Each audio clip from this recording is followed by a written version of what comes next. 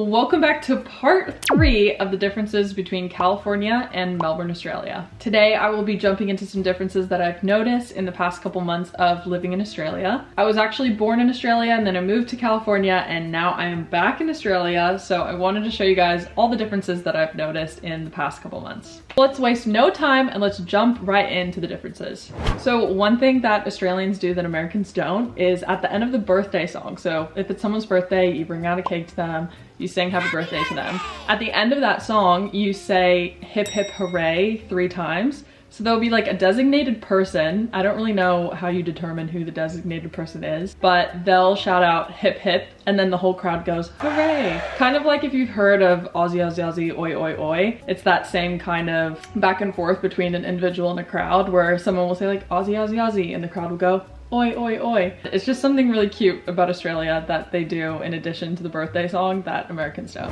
One thing that I noticed about Australia as well is that when you're going to the gas station, instead of paying first and then going to fill up your gas, you fill up your gas and then you go inside to pay. I don't have a car in Australia, so I think that's why it took me a couple months to realize that. I was borrowing one of my cousin's cars, and when I went to go fill up her car, I noticed everyone was going in to pay, and I was like, oh, okay. So I was like, do I fill up my car? And I did like a little Google search being like, in Australia, how do people fill up their gas tanks? And also in Australia, it's petrol, not gas, so I should probably forewarn with that. So you would fill up your car first with petrol and then you would go into the store and pay for it. So how it works in America, which is a little different, you can pay at the station itself, and also in some states you actually have somebody else fill up your tank for you. So I think that's in like Oregon and maybe Washington. I know for sure it's Oregon. Yeah, I think.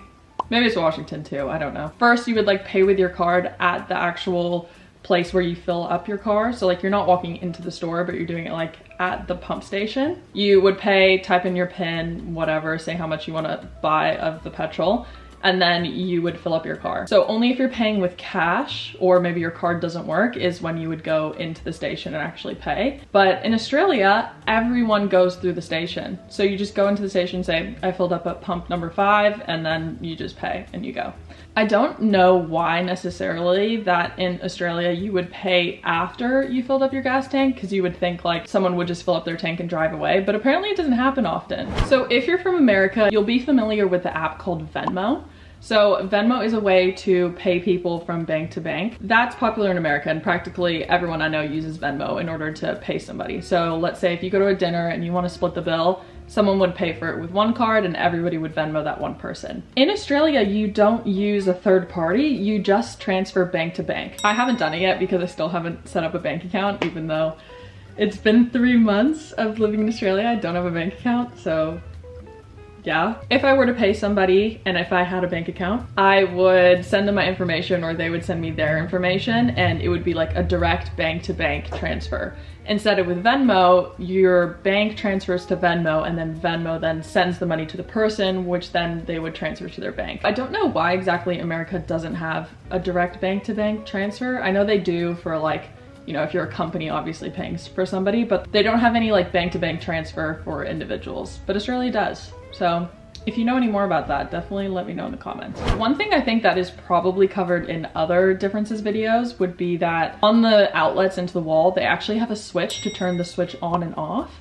So the reason behind that, I think, is so you don't electrocute yourself when you're like plugging something into the wall. So you can turn the electricity off before you go in and plug in your device or whatever you're plugging into the wall. So I think it's a great thing that you have the ability to turn on and off the outlet. However, it can kind of bite you in the butt later on. That's because when you plug in your device, say you're from America and you plug in your device and you're not thinking to like turn on that little switch, you might be plugging in your phone to charge and you realize you didn't turn the switch on and your phone doesn't charge and you wake up in the morning and your phone's dead. So it's definitely kind of a sad thing that can happen sometimes, especially if you're not familiar with having to turn that switch on all the time. Can run into situations where you're not actually charging or not actually plugging in something. So a lot of times I've like plugged in a hairdryer and I'm like, why is my hairdryer not working? Like, is it broken? Like, and I'm like, oh, I didn't flip the little switch. So Definitely like little learning lesson of being in Australia. One thing that I did notice about Australia is that kids go to school at a later time than we do in America. So when I went to high school and for elementary school as well, I think I started school around like 7:30 in the morning. So I'd have to be up by like 6,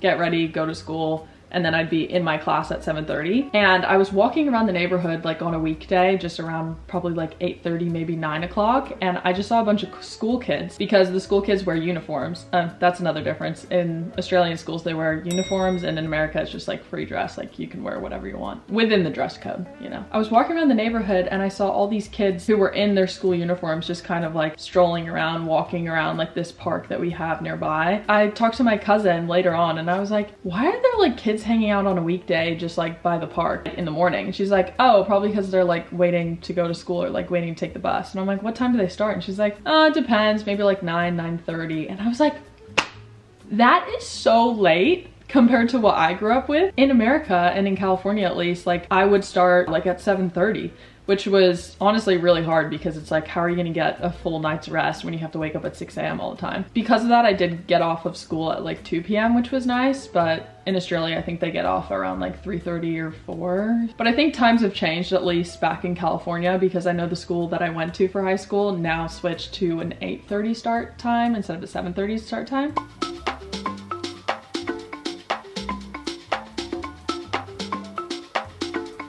I'm glad because I was very sleep deprived in high school, so glad that the future generation gets to sleep a little bit more because it's very important. Also, if you're liking these differences videos, definitely subscribe so you can get more types of videos like this. I do like to make a lot of vlogs as well of just my life and what I'm doing in Melbourne. So if you're interested in that, stick around, subscribe, and you'll see more. Definitely a funny thing that I noticed when I first came to Australia, when it was a little bit warmer, was that the guys' shorts, just like normal everyday guys that wear shorts, their shorts are so much shorter than what we have in California. I know Southern California has shorter shorts because it's like warmer most of the time, and like I guess they're a little bit more like trendy. Yeah, some of the guys' shorts are like, oh my god, like I wouldn't even wear shorts that short. So there are tradesmen, and they call them tradies in Australia, and they wear like the bright fluoro tops and like their work outfits and like the work boots and everything, and their shorts are so short. Like I'm definitely not used to seeing that in California, and coming to Australia was definitely like a little bit of a culture shock thing. Like, oh my god, their shorts are so short. If you took the average short length in America compared to Australia, it would be like inches of difference. Because like Americans like to wear their shorts a little bit lower, I would feel like, and then Australia it's like way shorter. They probably have like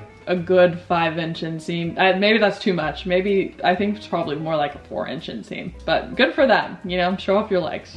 One thing I did notice that is actually a really smart decision from the Australian government to put a standard drink measurement on all alcoholic beverages. What that means is that there's different kinds of standard drinks. I don't know what they are exactly in terms of like ounces, because I know it's like ounce to ounce difference. You know, if you have like a beer, it's a certain amount of ounces compared to like a wine, which is a certain amount of ounces, and it depends all on the alcohol percentage of the drink. So in Australia, every alcoholic beverage has to have how many standard drinks are in that drink. So for example, a beer would have like 1 standard drink, or maybe a little bit more of an alcoholic beer would be like 1.2 standard drinks. That way when you're drinking, you can kind of keep track of how many drinks you're drinking, how many standards you're drinking. So when you have those standards, it really helps you know and understand how much alcohol you're actually drinking, which I feel like is so much safer, because in America, when you're drinking like a alcoholic drink, the only type of measurement that you have is that percentage. They would say like, this beer is 4.5%, or this beer is like 8% compared to like this wine that's like 12%. With that, you kind of have to judge differently, because maybe you have a tall can, so the tall can has more volume. Having that standard drink printed onto all of the alcoholic beverages in Australia just makes so much more sense. I feel like you really understand how much alcohol you're actually intaking. Okay, yeah, a Corona is 1.3 standard drinks. And back in America, I would be like, oh, it's just like 1 standard, like it's just 1 beer. Definitely kind of puts into perspective how much alcohol you're actually consuming. And I think it also just keeps you safer, because now you're not over consuming alcohol. However, I know Australians love to drink, so A final difference, or just really something that I noticed about Australia, is that eating kangaroo is a thing. A lot of my American friends were very shocked when I sent them a picture of like some kangaroo meat in the grocery store. They were like, no way you eat kangaroos. And one of my friends is like very offended anytime that I eat kangaroo. She's like, they're so cute, how could you eat them? But it's just funny because eating kangaroo I think is a little bit more normalized in Australia, because obviously it's an animal that originates in Australia. There's a lot of kangaroos around. Yeah, I feel like humans definitely find a way to eat anything that is edible. So I think it's one of like the most lean kinds of meats as well. So